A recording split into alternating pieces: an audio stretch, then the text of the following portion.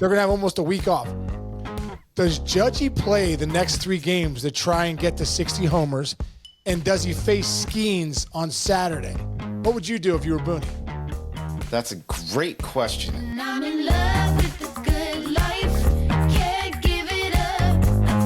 Make it to the top. Keep climbing. I wanna live it up. The good life. I'm coming up. I'm coming up. The good life. Good life. Oh, good life. Good life. Good life. Boom! Coming in hot, Chinchy, on a playoff Friday coming up. Last weekend of the year, man. What's going on? Yeah, basically we are in the playoffs. There's no question about it. But super quick before you go that, you're hobnobbing with the celebrities last night, dude. Where were you? Tell the people. Dude, I had a really cool night. What, dude, friend of the show. Our guy, Pete Corielli. I mean, we became good, buddies with him over the last year and a half, having him on the show and stuff. And he's opening for Sebastian Maniscalco because they got that great podcast, Pete and Sebastian show. Obviously, he's one of your favorites. And dude, I texted Pete. I'm like, bro, I'm gonna, see you're coming to the Berg. I'd love to see you. So he left me some tickets last night, and went down, saw him, met Sebastian backstage, and super nice guys. We literally a 5-minute conversation, took a picture, and off we went. And Pete nailed it, dude. I mean, no better medicine than laughter. You know what I mean? So we laughed for 2 hours, man. Laughing. Corielli was incredible. Sebastian was incredible. It was just a great night, man. It was a great, great night. Yeah, everybody knows Sebastian's, but if you don't know Pete Corielli, go back. We've had him on twice already. He's a great friend, and he's one of the funniest dudes on the planet. So that's awesome. You got to hang with him last night. He's the best. He's the best. What's so funny? I was joking. I was texting with him this week. I go, bro.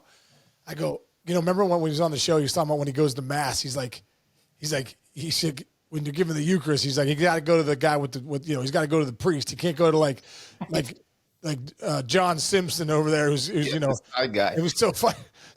So we were joking about that last night. I was like, yeah, dude. Every time I'm in mass, I'm like, I got to go to the line with the priest. Corielli says you just. That's such a good one. I forgot that line. That's great. Hey, yeah, all right. So good night to be in the Casey family, because also the team you were the hitting coach for last night clinched the division championship again. The Yankees are back on top. Yeah, it's about time, right? They've been waiting to clinch that last day. They couldn't get it. But no, Judgy hits his 58th. I think one of the biggest things about that game, Chinch, obviously they win 10-1. I think it shows how important Stanton is in that lineup. That really does, man. I mean, he quietly, was injured for a couple months, but quietly had over 70 ribbies, 26, 27 bombs. Go back and look at the time the Yankees struggled this season, Stanton was down. I agree. Because like you saw last night, he can beat you with a swing of the bat, 2 swings of the bat. I mean, he goes deep, solo homer, hits a bullet double, bases clearing double that, kind of puts the game 4-0 and they win the game. But I mean, I think Stanton's the key to that lineup, man. Obviously Judge and Soto. I'm saying outside of them, who are the guys that make them go?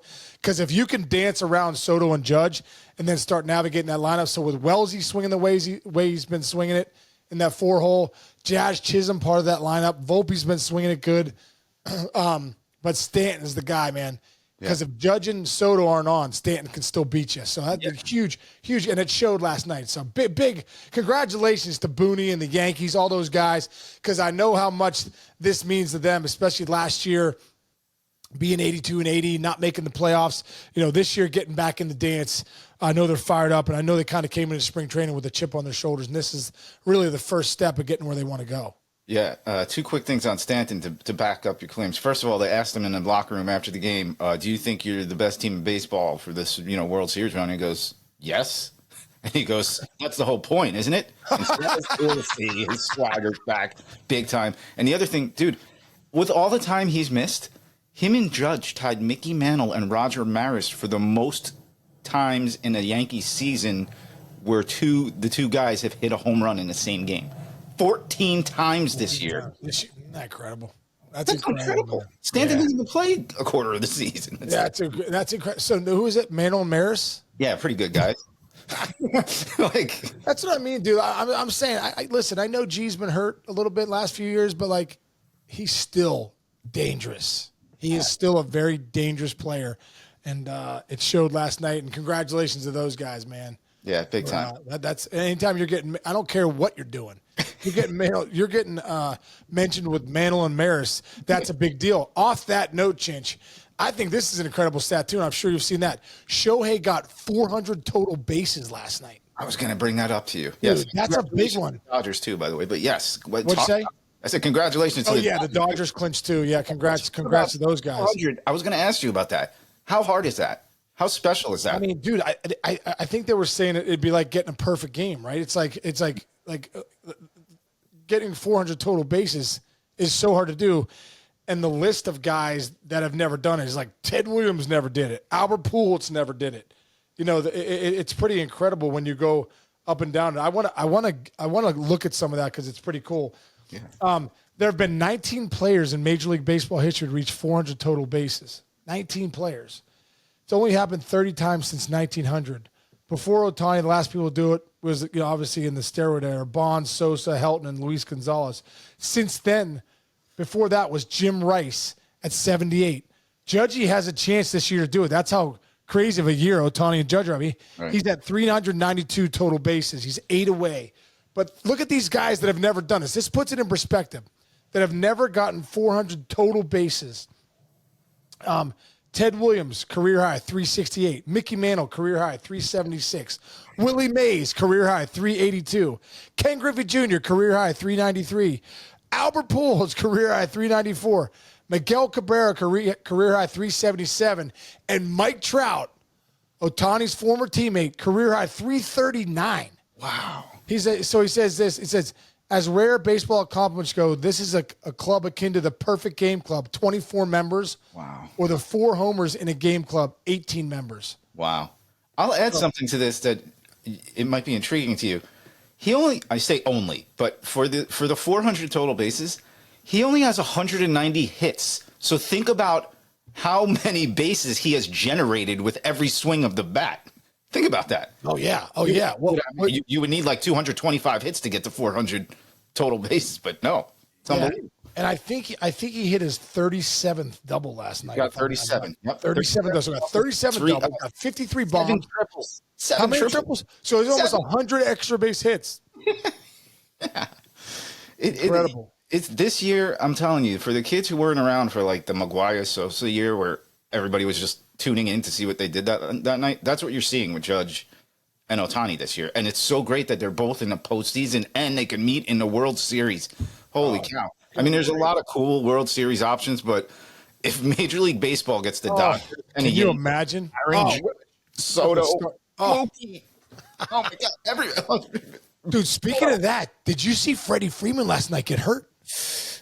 Yes. I mean, twisted his ankle. Did not look good. There is a freeze that somebody posted on X or Twitter of that exact moment. You know when you turn an ankle. His ankle is literally, it's like perpendicular to the ground. I hope he's all right, man. Oh, that would stink. Oh, that would be. Did you see Mookie Betts' face? It was just like, yes, it's just. Please be okay. I know. Please, this is the last thing you need. Now, here's a question for you because I was thinking about this. The Buccos are going into the Yankees today. They're finishing the series, 3 games in New York. Mm-hmm. You got Skeens going on Saturday. Mm-hmm. Judge is sitting at 58 home runs. You have to think everybody's a little banged up right now. Mm-hmm. You know, Judge, you can maybe use a day. Now, here's the thing I think. They're not going to play until Saturday, right? Isn't that when the DS starts, which I think is so ridiculous? But anyway, that's the way it works. Right. They're going to have almost a week off. Does Judgy play the next 3 games to try and get to 60 homers? And does he face Skeens on Saturday?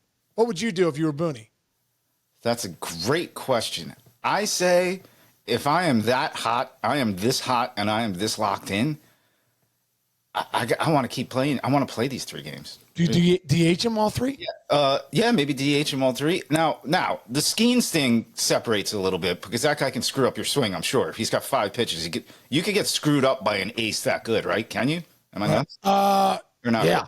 I don't think you can get screwed up because if you're hot, you know, you're still going to see him well. It's a matter of getting hits or not. Okay. I think Judgy's so locked in right now. I honestly think, you know, it's like when Ohtani went 1-on-1 with Skeens. How awesome was that? He punched him out on 3 pitches, then Ohtani goes deep as second to bat, dead center. Obviously, Judgy has that same same ability. I'd love to see it though. I mean, we saw it. We saw it at the All-Star game in the first inning, and what Judgey first pitch ground out the third. Right. You just would love to see it one more time, man. Really So cool. I hope he plays on Saturday. I mean, you got to think the relationship. I mean, the relationship between Booney and Judge. First of all, Judge, the most stand-up guy, he's your captain. Do you think Booney says, I'm going to give you Saturday off with the option in the back of his head if Judge goes, I'm playing all three, that Booney goes, okay. Well, It's a little bit more conversational when you're at elite level of a player, right? There's a conversation here, especially because he's at 58 home runs. I mean, we're talking his history here, dude. Like, when it's all said and done, when you walk away from the game, I remember this too. I remember in 1999, I had 99 RBIs with like a week to go. And in 2004, I had 99 RBIs with 11 games to go. Like, so I remember Eddie Taubensee, a catcher, veteran catcher at the time, good buddy of mine. For whatever reason, Jack McKeon was giving me a day off here, a day off against a lefty towards the end.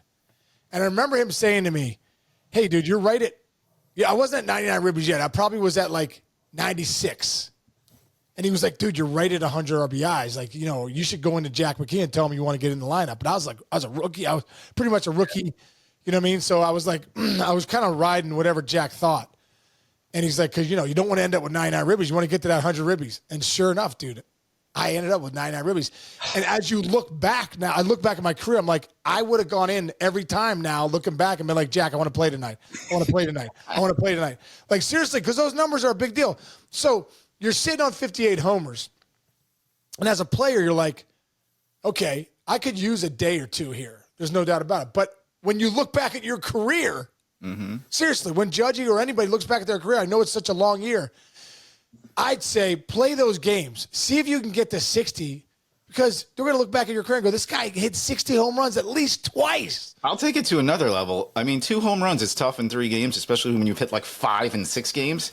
He's got a chance at 150 ribbies, bro. He's got 144. He hits 2 3-run home runs. He's got 60 homers and 150 RBIs. So that's where he probably even a next level of like historic season. Let me play it all out. I agree, dude. I agree. But I guarantee that Booney's going to have a conversation with Judgy. What do you want to do? I want to give you – there's no doubt Booney wants to give him a day. There's no doubt. That conversation happens. I think Judgy will say, just DH me. The day you want to give me off, DH me. I like it. I agree. If I was Booney, I'm DHing him 3 games in a row. I need that's how I feel.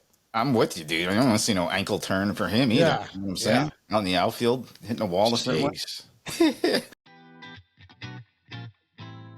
Case, what's that lid you got on right there? Dude, you kidding me? It's my favorite hat. You know me, Chinch. I'm a hat snob, dude. I really am. This is my new melon hat. I've had it for a few months now, dude. It's incredible. It's super comfortable. The one thing I love about it, too, sometimes you wear hats all the time. They get those sweat stains. This hat doesn't get a sweat stain. It's got unbelievable comfort fitting. It fits perfectly with the snapback on the back. 5 times more durable, I think, than any other hat I've ever had. So, man, this hat's incredible. The melon hat, man. You got to get a couple of these, brother. Yeah, dude, I've heard about him. It's like the most premium, durable headwear in like the whole world. And, people use them for tailgating, working out on a golf course. You're going golfing later today, heading out for date night with Sarah. You throw the melon cap on, right? Am I right? I wear it for everything, dude. The only thing I can't wear it to is premium restaurants where they're like, okay, you got to take your hat off. So other than that, I'm wearing my melon hat pretty much everywhere. Dude, it's my new favorite hat. I've been wearing my melon hat for the past few months straight, dude. No sweat stains, what I said, no smell. Looks the same as the day I took it out of the box. I get a ton of compliments on it every time I wear it. It's even better. They have different options for different weather. If it's warm out or you might be jumping in the pool, lake, or ocean, you need their Hydro Collection, bro. The Hydro Collection is next level, Chinch. You'd love that. But when it gets cold and you need to stay warm, don't worry, brother. Melon has you covered there as well. They have a full thermal collection with different levels of warmth to keep you on whatever you need for when the winter's coming up, brother. Big time. So if you're looking for hats as tough as you, my man, check out Melon. You won't wear anything else after you get one on for yourself. And I know I've been loving my Melon. Yeah, listen to Sean Casey, folks. If you're looking for the world's most durable hat, look no further. Go to melon.com. That's MELIN.com and put it to the test yourself. Yes. All right. Yeah. Now let's get to the chaos, dude. Okay. I'm gonna do this quickly with props to Anthony DiComo. of MLB.com who kind of laid this out pretty good, okay? Just read it out to you, and then we'll go from there. Okay. The Mets enter Friday's game in a virtual tie with the D-backs, both of them one game up on the Braves for the final 2 National League wildcard spots. Any combination of 4 New York wins or Arizona losses over the weekend would clinch the Mets a playoff spot because they hold the tiebreaker over the D-backs. Then the D-backs could also clinch a berth by Saturday if they win each of their next 2 games and the Braves lose both. Atlanta can't clinch until Sunday, and that would only happen if Atlanta sweeps Kansas City this weekend and Arizona loses at least twice to San Diego. So there are scenarios in which the NL field could be set by Sunday with only seeding left to play for. If that's the case, then there's that whole thing. That's a whole other level about what they're going to do to play those games or not play those games with the seeding. Let's just stop there and your initial take. God, my initial take is I'm confused. That's my initial take. It's That's a lot going on. I mean, obviously you don't want to play on that Monday, I don't think, if you don't have to. But I think the Diamondbacks, it sounds like they're holding their, them and the Mets. What's the deal with the Mets? What about if the Mets win 2 out of 3? Are they in this weekend? It says, let's see, any combination. Well, this is the one. Any combination of 4. So if the Mets win 3 and Arizona loses 1, if the Mets win 2, Arizona loses 2, the Mets are in. Okay. That's really technically the best way to explain it, I guess. There's no good way to explain this. It's crazy scenarios. But so, yeah, the Mets have to win a couple games this weekend, and it's tough. By the way, here's the other scenario if you go even further, but you can't think that far ahead. But there is a possibility that between Sunday, Monday, and Tuesday, when the actual playoffs start, the Mets could be playing 4 games in 3 days in 3 different time zones. I know. Welcome to Major League Baseball, brother. Whatever, it's just the way it goes. It's crazy. Incredible. Yeah. So how are you handicapping this right now? Like who do you? Your gut tells you who? D-backs and Mets. It's hard to say. I mean, that's what I would say right now. I mean, that is where I'm leaning. But the Mets have to run the gauntlet of the Brewers. The Brewers are, that's a good team. The Braves are playing the Royals, and the Royals obviously still have to win 1 to get in. Have to. So they're going to be ready to go. And that'll be interesting to see if they get in. Like I remember I told you when we needed to win in 99, we needed the Pirates to beat the Mets, and Brian Giles didn't play because it was the end of the year. He had a little nagging something. I was like, there's no way they're going to win. Like you don't want Bobby Witt Jr. getting a day. You know what I mean? Like against the Braves, if you're the Mets looking at it, or the Diamondbacks, you're like, you're hoping Bobby Witt Jr. and all those guys continue to play because you need them. You need them to lose. You need them to beat the Braves. Well, here's the rub with San Diego losing the division but being pretty much locked into the playoffs. They're playing Arizona for no reason. If the Padres were playing hard, were playing to make the playoffs, then San Diego and Arizona are beating the crap out of each other. But San Diego can take a breath and not worry as much about this Arizona series, which is bad for the Mets and bad for the Braves in a way. Right. Well, if you are go out there crossing the lines, you still want to get your numbers. You still want to win ball games. You still want to set yourself up, be hot going into the playoffs. So they're definitely going to play those games. But that's another good point. Are they going to play all their star players? Is Machado going to play every game? What's that look like? So that's no doubt going to be a storyline this weekend. Who's playing? Who's not playing? Yeah. So there you go. All right, now let's flip it back over to the American League wild card. We've given, I think I'm proud to say, we've been given the love to these Detroit Tigers, your Detroit Tigers. Yeah. Right now, Tigers and KC look like they're in good shape. Minnesota, Seattle, 3 out. I want to focus on Minnesota real quick, Sean, because everybody's been talking about how great this Tigers run has been. I don't think we're talking about what has happened to the Minnesota Twins. This is epic. They are 3-7 in their last 10. It's worse than that. Tigers have won 5 in a row. They're 9-1. But if they were 500 in the last 10 games, we'd be talking about a 1-game difference instead of a 3-game difference. So yeah, the Twins had it. All they do was, win. They had it in their back pocket. There's no doubt about it. I don't know if you saw the game last night, Chinch, but I don't know. The last out of the game bothered me. 13th inning, Carlos Correa hits a chopper to the pitcher, jogs down to first base, and the pitcher throws it away. Then there's a play at first. He ends up being out, but with a bang bang play. I mean, almost safe. Yep. And like, I don't know. For me, I don't know. Maybe I'm too old school where I always feel like if you can't give your teammates 4 seconds down the line, like, you shouldn't be wearing a uniform. I remember Dave Collins saying that to us. We were going over base running one year, and he was like, if you're wearing a big league uniform, you can't give your teammates 4 seconds down the line, then you don't deserve to be wearing that uniform. Now, I'm not saying you got to be in a full sprint, but you can't be. There's no reason to just kind of totally jog down to first base. At least give it a hard something. If he gives it a hard something, he's safe by 2-3 feet. Oh, yeah. And that inning's still going on. I knew they lose 8-6, but I'm just saying, man, for the leaders on the team, the guys that are trying to set the tone, just play it hard. Play it hard. You can don't have 4 or 5 speeds. Play the game one way. Play it right. Yeah, you can be fishing in 2 months in a few days, right? Yeah. If you don't hustle those balls out. You can jog wherever you want to jog. The rest of you can go jogging for the rest of the offseason. Exactly. So, yeah, that is a tough spot for them, man. And, hey, props to the Royals. Obviously, they are still not playing well. They were struggling. They had lost a ton in a row. They have now won 3 in a row at the most important time. Granted, are they playing well? No. Granted, are they missing guys in their lineup? Yes, but as of right now, your Kansas City Royals could get in there, and they have pitching, and they have wit, and they have... Dude, as long as you get in. You don't want to play all this time where the Royals have been and don't get in. Losing 7 in a row, that could have been worse time, and then they win 3 in a row. Huge. Yeah. These are playoff games. You see the desperation in there now. You see the teams, every pitch matters. You know what I mean? So it's getting fun, Chinchy. It's getting fun, brother. It's this weekend's going to be really interesting, and to really see how this whole thing is going to play out with the Braves and the Mets. Do they have to go to a doubleheader on that last day of the year on Monday? Wow. All right. Let's watch some baseball tonight, man. And when we back here, ready to rock. We're going to have lots of guests next week and a week after that.